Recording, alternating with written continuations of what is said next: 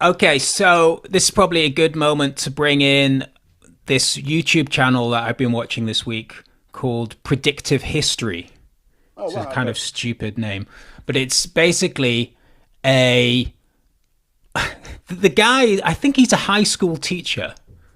This is what he says anyway. Although I've seen him referred to as a professor as well. He's a Yeah, Canadian. people do that. You need a microphone. Oh, just saying, people do that. People call professors, Oh, all that's sorts true. of teachers Actually, professors. I keep getting called a professor. I'm like, no, that's true. No, no, please but make me a this professor. is not the I'd be on point. about This is not 20 the fucking grand. point. But it does. People put like Professor blah blah, not just calling him Yeah. Professor. But anyway, this is really the point is that he filmed a number of his lectures over last year, and one of Yeah. them's gone viral. Now I don't know what the fuck this class is that he teaches, right? Because it's basically, if it's high school, it's insane. So he just films himself in front of the class. You can't see the students giving these lectures, which are basically on U.S. foreign policy. They're on basically sort of realpolitik, deep state kind of analysis of the deep state and imperialist project of America and game theory. And it's Right. and he just comes out with just bluntly like just talks about the Israeli lobby and stuff. I'm like, this is great, but I'm like, how is that even? Like, what class is this? Like, what's Yeah. the test? What is this? Is this like an after school thing that he does? Anyway, one of these went viral, which was called the Iran Trap. That was the name of the class, and in it he goes through he predicts firstly that Trump will win the election.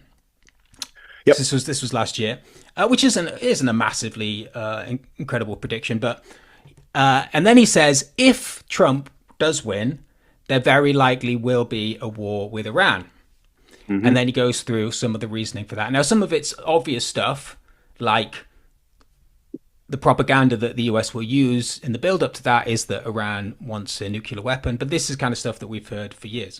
I mean, this is something that's been raised, right, by US administrations for decades, obviously going back, well, even before 9/11, but certainly after 9/11, when the US were on a big expedition through the Middle East. There was all this talk about, what was it? Iraq, Syria, Iran, or whatever the list was. And so some of this wasn't particularly, I don't think, it's not particularly revelatory what he was saying. But the fact that he sort of clearly makes this prediction about Trump and that Trump, he sees the American administration's, the uniparty idea. There's lots of areas of American deep state and both the Democratic Party and Republicans who want a war with Iran. But his idea was that if Trump gets in, it's more likely. And then he sort of comes up with some evidence for that. And it's pretty compelling, a lot of it. It goes off into some quite interesting but weird places sometimes. But I mean, one of the things that so the argument against it, right, is that a lot of Trump's base is anti-war. And a lot of Yeah. the rhetoric that he came out with before the election was to try and stop all of this gallivanting around the world. But his evidence was in his first term, how influenced he was by the Israeli lobby. And he was very influenced by it, right? I mean, first you've got the killing of, killing of Qasem Soleimani. Yeah? Soleimani. Yeah, Soleimani or Soleimani. Soleimani. Soleimani. And then you've got the moving of the Israeli embassy. Embassy. That was Yeah. a massive thing. That no other administration. Obviously, the Democrats are very pro-Israel, but they'd never done something like this. And then you got all the weird stuff about those people that were very close to Trump, who were often visiting the White House. I can't remember their names now, but sort of very high up in the Israeli lobby, very rich individuals. And everybody kind of knew that. Miriam. Miriam, And can't remember the others, but yeah. she's like Madonna, just Miriam. Miriam. Yeah. Yeah. Dear Miriam. Yeah. Yeah. But anyway, and everybody kind of knows that stuff. But it was kind of dismissed in the lead up to this election, how influenced he was by the Israeli lobby. I mean, partly I think it was because no one thought it could get any worse in the Middle East, which was foolish, to say the least. If there's one place things can get worse, it's the Middle East. So that was very much dismissed. I also think a lot of people now who were always very anti-Trump, mostly coming from a sort of Democrat position or a centrist position, are saying, well, you see how he's mishandling all this stuff? I mean, things have changed so much every day. Maybe they're not saying that now that there's a ceasefire, but maybe 2 days ago they were saying that. But, overall, this kind of catastrophe and stuff. But the thing about them, those people, is no one was complaining that Trump was going to escalate the war in the Middle East. They were talking about ending democracy, the taking away of civil liberties, and all that stuff. To some degree, you can argue the case for that. But there was no warning about this because Biden was, doing a shitter as it was in that field. So they didn't want to talk about it anyway. So I don't really buy into that. But I do think there is some criticism for, not myself, obviously, but probably you, and certainly a lot of people who were sort of on the anti-war left or just sort of anti-war in general, supporting of Trump, who dismissed a lot of the Israeli stuff. And I think partly just in hope that there was a candidate that was anti-war, and also partly because they just hated the Dems. And I can appreciate that. I think there was a lot of tacit support for Trump just because of the way the Democratic Party had treated, what's his face? Bernie Sanders. Oh, Bernie Sanders. Oh, right. Okay, yeah. Going back to so there was like a want for the Democrats to be punished for that. And even if they wouldn't have voted for Trump or didn't endorse Trump, they enjoyed the pain of the Democratic Party was feeling. We have 10 minutes left of this free Zoom call. What a professional operation this is.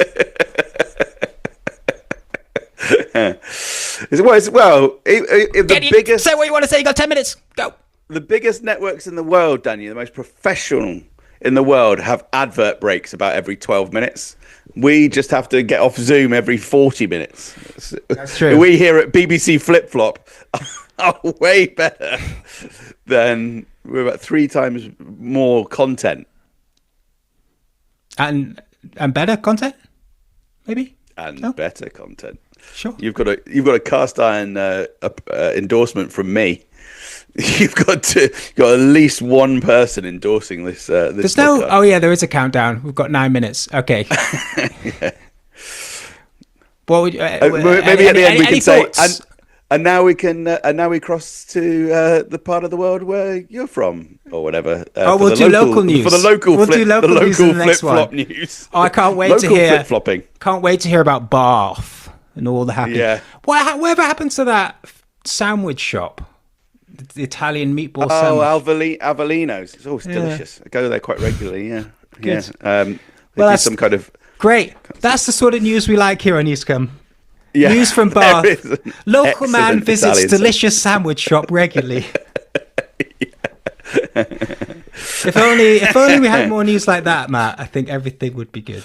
Everything. Would be fine. Anyway, what was this guy saying? Yeah. This so-called professor. So yeah, go on. His main argument for why there would be a war was that everybody, including Iran, was up for it. And he goes through the motivations of each of the main players, which are Saudi Arabia. Including Iran. Did I stutter? I mean, I do stutter a lot, but I don't think I did then. Got Saudi Arabia, Israel, Iran, the US. Mm-hmm. And by the US, you mean everybody else. Germany, France, Britain. All the fucking lemmings that follow them off the cliff. Right? So they're all up for the war. And Iran is up for the war. Now, why is Iran up for the war? That's probably his weakest argument, to be fair. Mainly it's revenge. I mean, as the leader of the revenge party, I can completely understand that. But I don't know if Iran is really up for completely destroying themselves. But, he thinks that Iran thinks they can win. And maybe they can. And he talks a lot about the sort of psychology of that. And the fact that if Iran did win, I mean, here's the wager. Iran could win. Well, if Iran did win, it could win. Yeah, if you accept that Iran could win, first thing, and then you say, well, maybe, let's just say hypothetically it did win. That's assuming that it could, which it might not be able to. But if it could and it did, that might be the end of the US as a force, as a sort of worldwide pain in the arse, right? Because it would mean sort of Vietnam, but on a much bigger scale at a time when the US politically, internally, is not able to function as it is. Never mind with that kind of thing on it. And secondly, it being weaker in terms of economically, it's already weaker, and the military spending that it has right now is very difficult to maintain. And if it's sucked into this war, the other thing will be that other players will then come forward. I mean, his idea about why Russia invaded Ukraine was that it was a challenge to US supremacy. Which is, it's an interesting. He's very convincing. They always say that, though. Yeah, but I think But I think it's more nuanced than that. Of course, I would say that there is lots of reasons why Russia was kind of forced into a position to act in some way. And I think most people would say that the invasion was the wrong thing to do, but it's like rock and hard place. It's similar with the Hamas attack. Now, details of that attack you might disagree with. A lot of the details of that attack were made up. But generally, attacking the Israeli defenses is completely justified under international law, on the one hand. And secondly, what else was Hamas going to do at that particular point? Taking of the hostages, that kind of thing. Sausages. Okay. Sausages, the eating of sausages. Anyway, but say the same thing, right, about Russia, right, the invasion, right? They were kind of forced into it, but at the same time, the fact that they were able to do it, the fact that they felt they could do it, this is his idea, is that he felt that Putin made a gamble that he could do it and win because the US was weaker than it had once been. And maybe there's some truth to that, maybe not. I mean, certainly it looks like Russia could win and will. And if Russia could win, and they did win, then that would, but I mean, anyway, getting back, so his idea about Iran is that. Now, his idea is just that Iran wants revenge. But I guess, implied is also Iran wants the US to be out of the Middle East. And so if they could win a war, which they think they can, and then they did, that would see the US withdrawing, particularly from that part of the world. I mean, this is the idea. Yeah, I know the idea. It's just not very realistic. His idea is that it will become a ground war. This is the thing. The US can win the war, but if it becomes a ground war, they'll probably lose, and it'll become a Vietnam, and they will actually draft soldiers, or attempt to. There'll be an attempt to draft soldiers, and that will cause such civil strife domestically in the US. Well, that's one of the things that was worrying me in general, is I can't see how there can be a ground war, because there's nowhere to land any troops. Right, there's nowhere to bring any... So this is my concern, has always been, in fact, even going back to when this idea of bombing Iran was first seriously discussed in 2007, 2008, you can't really have a ground invasion. So there's not even, I mean, obviously it would be horrendous to do that, but it's almost more, the situation is almost more liable to end up with bigger bombs or even nuclear weapons, because it can only really be an air war, because the Americans can't put ground troops in anywhere. So it just has to be bomb, bomb, bomb, bomb, bomb, bomb, bomb. He has an answer for that as well. He says that what Putin will do early on is say that there can be no nukes involved. If nukes are involved, then Russia will get involved. Yeah. And that Putin will play that against the US. So the US will be trapped into conventional warfare. And he just thinks the asymmetrical warfare of Iran has a good chance of willing out. Now, the thing about all this is yes, it's all very stupid, but it's premised on the idea that this war is wanted. This war is wanted by a lot of people in the US. And if it's also wanted by Iran, and it's obviously wanted by a lot of people in Israel, then you can see the sort of logic of that playing out, despite people not wanting it, including Trump. So this is the craziest bit, right? Is his idea of Trump's motivations. So he thinks that Trump wants to end he is completely sincere in his wanting to destroy the deep state, but primarily to destroy the kind of democratic, global elite oligarchy that's rejected him and scuppered his plans to win in 2020 and all that. He wants revenge on them. He wants to destroy US empire, basically. Yeah. But he'll do that through giving them what they want, which is a war with Iran. And so what he'll do is, and it's funny because he said all of this last year. And some of it he's got wrong a bit, some of it he hasn't. But what's played out in the last few days has been Trump, on the one hand, escalating what's going on, but on the other hand, seeming not to, and rhetorically not to, and looking as if, and even though, of course, the US are in full control of what Israel is doing, and as you said, they could have stopped Israel, but they didn't stop Israel. But it looks like they wanted to stop Israel, but they didn't. And it's this weird thing that's going on where Trump looks like he's trying to get a ceasefire, but every day it just doesn't work out. It gets worse and worse. It's very strange, right? He actually had an analogy for it yesterday. Well, when the head of NATO called him daddy, did you see what the context of that was? No. Donald Trump was saying Iran and Israel are like two toddlers fighting, and you can't just go in there and stop them fighting immediately because they need to get it out of their system. You've got to let them fight for 2 or 3 minutes, and then you drag them away from each other. I mean, it's very old school. That's a great point. We're going to have to leave it on that, Matt. So toddlers, right, fighting, that does play into it, right? Is that he's seeing it like it's not his war. He doesn't want this to happen. Obviously, he could stop it happening, and yet he's not. And it's this. And I was thinking, right, it is far-fetched. I mean, it's not far-fetched. It's just really going out on a limb. Like, no real evidence for that. No real evidence for any of this stuff, really. It's speculating. Flip-flopping. Yeah, throwing shit at the dartboard, right? But what it got me thinking about was COVID. Donald Trump was the president during COVID. Donald Trump put in the emergency laws so they could rush through the vaccines. Donald Trump, I can't remember exactly if he endorsed the lockdowns, but certainly allowed them to take. Like, Donald Trump was the guy at the time. And yet Biden took over and probably was more hardcore, but coming out of it, nobody associates Donald Trump with draconian laws of the lockdown. Whatever you think, if it was rightly or wrongly, people see Donald Trump. I mean, partly because the Democrats framed it that way as well. They framed him as hampering what they were doing, which in the end kind of worked in his favor because it kept him with his base. Now, I don't know if the Democrats have said anything about Iran. They're just keeping stum.